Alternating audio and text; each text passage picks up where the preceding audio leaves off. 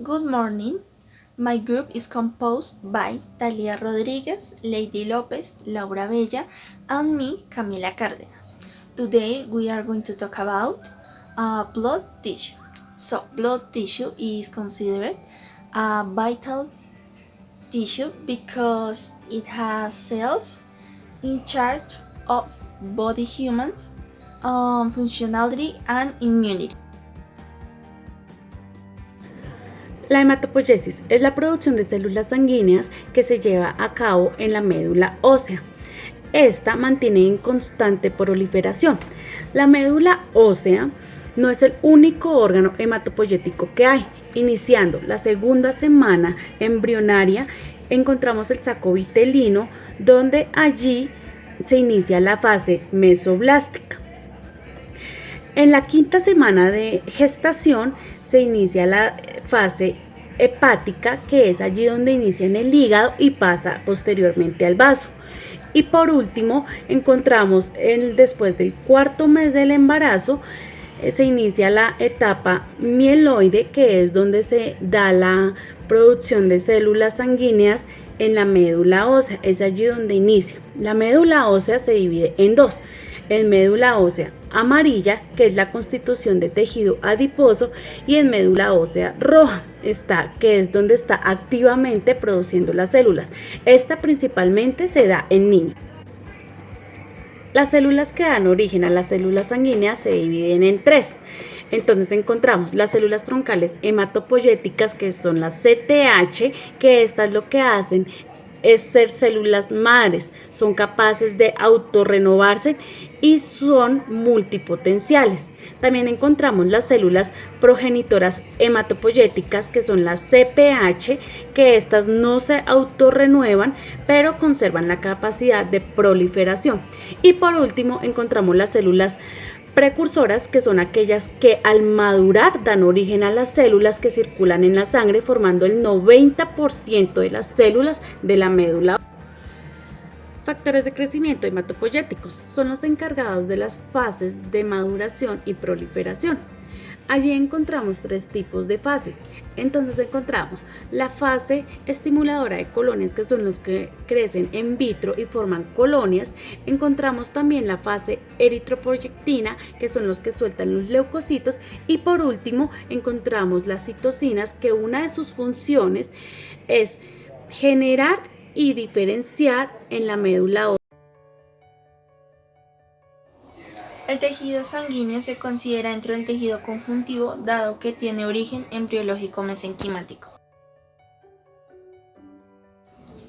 El tejido sanguíneo está constituido por células libres conocidas como eritrocitos, leucocitos y plaquetas, también llamados elementos figurados de la sangre, y por su matriz extracelular líquida conocida como plasma sanguíneo.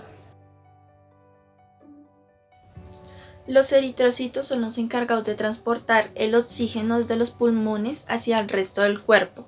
Los leucocitos o glóbulos blancos son los encargados de combatir infecciones y asistir al proceso inmunológico, y las plaquetas ayudan a la coagulación de la sangre.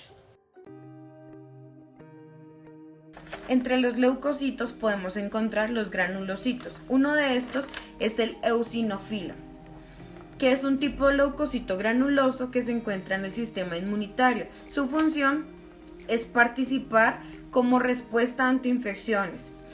También se encuentra implicado en variedad de patologías como procesos inflamatorios o alergias. Tiene un tamaño aproximado de 10 a 12 micras. Los segundos granulocitos que podemos encontrar son los neutrófilos. Se producen en la médula ósea.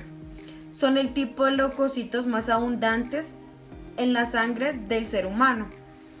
Son un tipo de fagocito, ya que son las primeras células que llegan al sitio de la infección. Estos lo que hacen es fagocitar los microorganismos y elaborar enzimas para destruirlos. Tienen un tamaño aproximado de 9 a 12 micras y su tiempo de vida es corto. El tercer grupo de granulocitos encontramos los basófilos. Son el tipo menos común de granulocitos, constituyen aproximadamente un 1% de los leucocitos que tenemos en el cuerpo. Son los responsables principales de la respuesta antígena y alérgica, puesto que liberan histamina. Tienen un tamaño aproximado de 8 a 12 micras. Encontrar los granulocitos, pero también podemos encontrar los agranulocitos. Uno de estos son los monocitos. Nacen en la médula ósea, son un tipo de glóbulo blanco. Una de sus funciones es fagocitar, es decir, eliminar a través de macrófagos microorganismos. Y la segunda es enviar el antígeno a los linfocitos T. Son uno de los leucocitos más grandes, puesto que tienen un tamaño de 18 micras.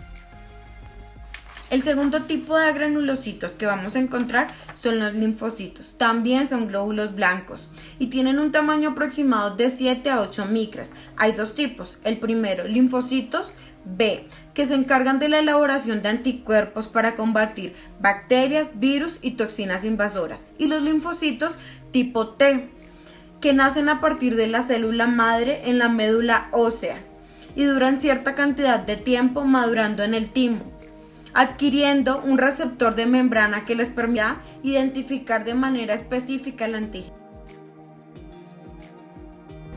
La sangre cumple importantes funciones en el organismo. Este permite el transporte de gases de diversas sustancias, tanto en el exterior como en el interior.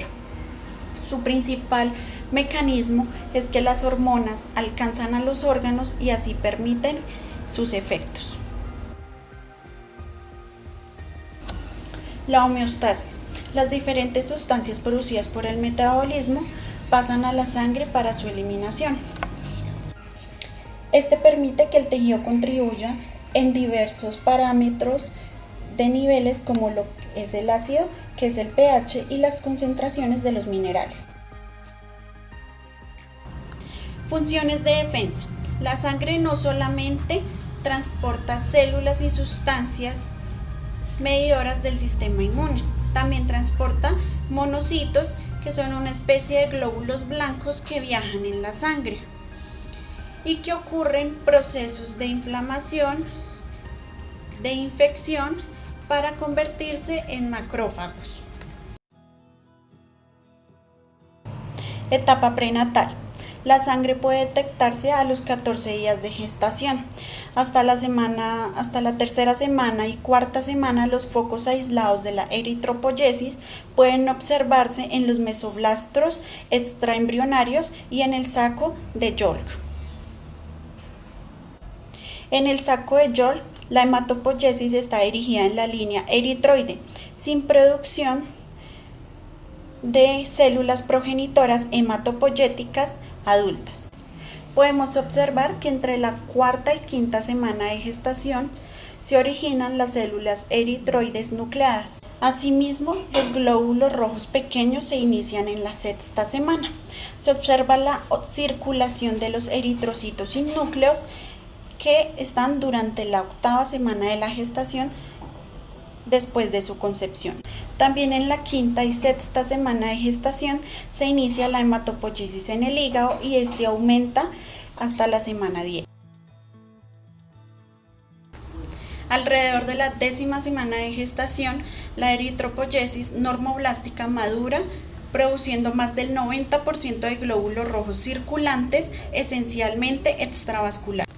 Al inicio del tercer trimestre, la médula ósea ya se encuentra ocupada por células que se caracterizan a la vía extrauterina, transformando al órgano hematopoyético como el más importante. Entre el tercero y cuarto mes de gestación también se deja de producir la hemoglobina fetal. Etapa postnatal. Las células madre que en el adulto se encuentran en la médula ósea son las responsables de generar células que circulan en la sangre. En los 2 primeros años, la médula ósea roja se activa en todos los huesos, reemplazando gradualmente por grasa la médula amarilla en los huesos del tórax y de la pelvis, pero no en los huesos largos, como lo es el fémur. En esta etapa, la hematopoyesis se genera exclusivamente en la médula ósea. Estas se vuelven más pequeñas, se desaparecen los nucleolos y el citoplasma se asemeja a las células maduras. También su red de queratina se vuelve más densa.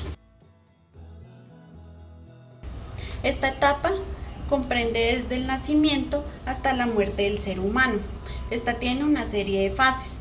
Está del recién nacido, que es de 0 a 28 días, el lactante menor, que es de 1 mes a 11 meses, el lactante mayor, que es de 1 año a 1 año y 11 meses, al preescolar, que es de 2 años a 5 años, el escolar, que es de 6 años a 11 años, el adolescente, que es de 12 años a 17 años, el adulto, que es 18 años, este término es variable, y está el nanocente, que son personas mayores de 65 años.